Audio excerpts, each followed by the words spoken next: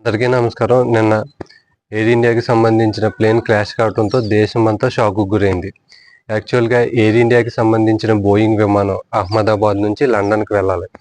అహ్మదాబాద్ నుంచి బయలుదేరింది 242 మంది ప్యాసింజర్లతో. అందులో బ్రిటిష్ వాళ్ళు 53 మంది, ఇండియన్స్ 169 మంది, పోర్చుగీస్ వాళ్ళు 7, కెనడియన్లు 1, విమాన సిబ్బంది 12 మంది ఉండటం జరిగింది. మధ్యాహ్నం 1:38 అహ్మదాబాద్ ఎయిర్పోర్ట్లోంచి ఈ బోయింగ్ విమానం గాల్లోకి ఎగరటం జరిగింది. ఎగిరిన కొన్ని ఫ్రాక్షన్ ఆఫ్ సెకండ్స్లోనే అక్కడ ఉన్నటువంటి జేబీ మెడికల్ కాలేజీ మెస్లో క్రాష్ కావడం జరిగింది. ఒక్కసారిగా మంటలు చెలరేగాయి. ఎందుకంటే ఆ విమానం అహ్మదాబాద్ నుంచి లండన్ బయలుదేరింది కాబట్టి ఫ్యూయల్ కూడా అధికంగానే ఉంటుంది. ఇంచుమించుగా 1,00,000 లీటర్ల పైనే ఫ్యూయల్ ఉన్నట్టు తెలుస్తుంది. ఎంతో దూరం ప్రయాణించలేదు కాబట్టి ఫ్యూయల్ కూడా ఎక్కువ కన్జ్యూమ్ అయి ఉండదు. వెంటనే క్రాష్ అయిపోయింది కాబట్టి అక్కడ భారీ పేలుడు సంభవించింది. అదేవిధంగా ఈ JB medical college hostel canteen మీద ఈ ప్లేన్ క్రాష్ కావటం వల్ల, అది మధ్యాహ్న సమయం కావడంతో విద్యార్థులు చాలామంది లంచ్ బ్రేక్లో ఉంటారు.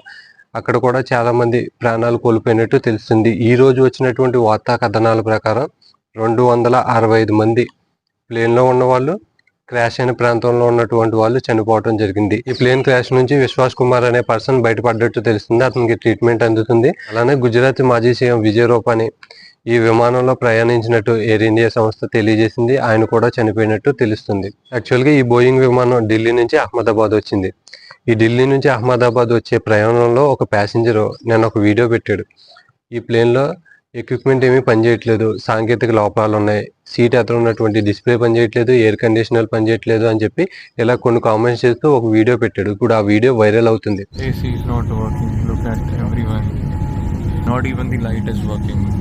తర్వాత అహ్మదాబాద్ నుంచి లండన్కి ఈ విమానం ప్రయాణానికి సిద్ధమైంది. యాక్చువల్గా ఈ బోయింగ్ విమానం 3 సార్లు వరకు సాంకేతిక లోపాలతో ఆగిపోయింది గతంలో అని చెప్పి ఇప్పుడు వార్తలు రావడం జరిగింది. ఒకసారి పొగ రావడం వల్ల ఆగిపోయింది, ఒకసారి ఇంజన్లో లోపాలు తలెత్తడం వల్ల ఆగిపోయింది అని చెప్పి ఇప్పుడు వార్తలు అయితే రావడం జరిగింది. యాక్చువల్గా ఏ ప్లాన్లో అయినా కొన్ని సాంకేతిక లోపాలు వస్తాయి, వాటిని సరిదిద్దుకున్న తర్వాత మళ్ళీ ఫ్లై జోన్లోకి వెళ్తాయి. అది కామనే. వాటి వల్ల క్లాష్ జరిగిందా అంటే చెప్పలేం.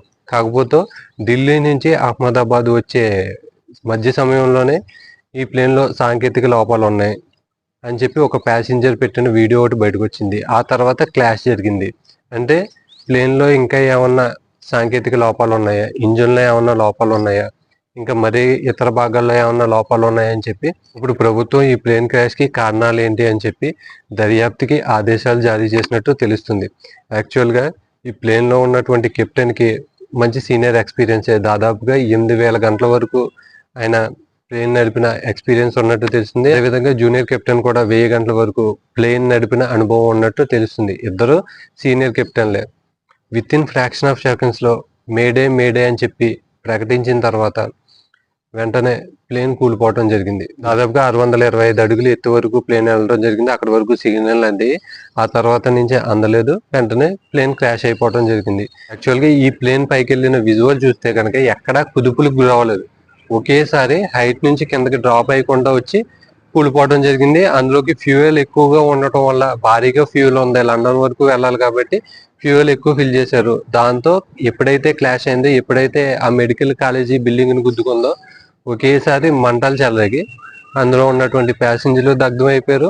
అక్కడ ఉన్నటువంటి మెడికల్ కాలేజీ స్టూడెంట్స్ కూడా దగ్ధమైపోయారు అని చెప్పి ఈ ప్రమాదంలో తెలుస్తుంది.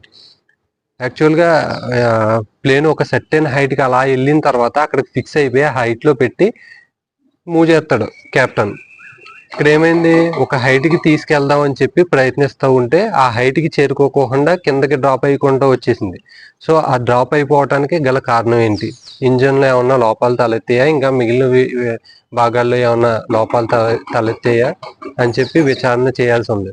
ఇప్పుడు ఎలా అంటే మనం ఒక హైట్కి మనం జంప్ చేస్తున్నాం అనుకోండి, ఇలా పైకి జంప్ చేస్తున్నాం అనుకోండి, కిందకి పడిపోతాం. ఒక సర్టెన్ హైట్లో మెయింటైన్ అవ్వం. ఈ ప్లేన్ క్రాష్ కూడా అదే జరిగింది. టేక్ ఆఫ్ అయిపోయిన తర్వాత ఒక సర్టెన్ హైట్కి ఫిక్స్ చేసుకుంటారు. ఆ ఫిక్స్ చేసుకున్న దాంట్లోంచే మూవ్ అవుతూ ఉంటారు. ఎప్పుడైనా వీళ్ళకి వెదర్ ప్రాబ్లం ఉన్నా, ఇంకే ప్రాబ్లం ఉన్నా, అప్ కావాలన్నా డౌన్ కావాలన్నా పర్మిషన్ తీసుకుంటే వీళ్ళ కిందకి పైకి మూవ్ అవడం జరుగుతుంది. అదర్వైజ్ వాళ్ళు ఏదైతే హైట్ తీసుకున్నారో ఆ హైట్ లోనే మూవ్ అయిపోతూ ఉంటారు. ఈ ప్లేన్ హైట్ లోకి వెళ్తానికి ప్రయత్నించి ఆ హైట్ లోకి వెళ్ళలేక కిందకి డౌన్ ఫాల్ అయిపోయి క్రాష్ అయిపోవడం జరిగింది. దేశంలో జరిగినటువంటి ప్లేన్ క్రాష్ లో 1996 లో 2 విమానాలు గాల్లోనే గుద్దుకున్నాయి.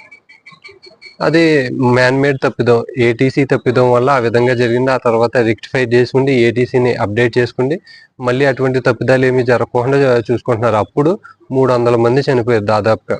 1996 లో జరిగినటువంటి ఎయిర్ క్రాష్ లో 2 విమానాలు గుద్దుకోవడం వల్ల 300 మంది చనిపోయారు. ఈ రోజు జరిగినటువంటి ఎయిర్ క్రాష్ లో దాదాపుగా 242 మంది ప్యాసింజర్లు, అదే విధంగా ఎక్కడైతే సివిలియన్స్ మీద పడిందో అక్కడ ఒక 24 మంది దాకా చనిపోయినట్టు ఇప్పుడు వార్తలు వస్తున్నాయి. దీని మీద విచారణ జరిపి అసలు ఎక్కడ తప్పు జరిగింది, ఏం తప్పు జరిగింది, మళ్ళీ ఇటువంటి ప్రమాదాలు ఏమి జరగకోకుండా ప్రభుత్వాలు కఠినంగా చర్యలు తీసుకోవాలి. మళ్ళీ ఇటువంటి తప్పులు జరగకుండా చూడాలి. అదే విధంగా ఈ ప్లేన్ క్రాష్ లో చనిపోయినటువంటి కుటుంబాలకి ప్రగాఢ సానుభూతి.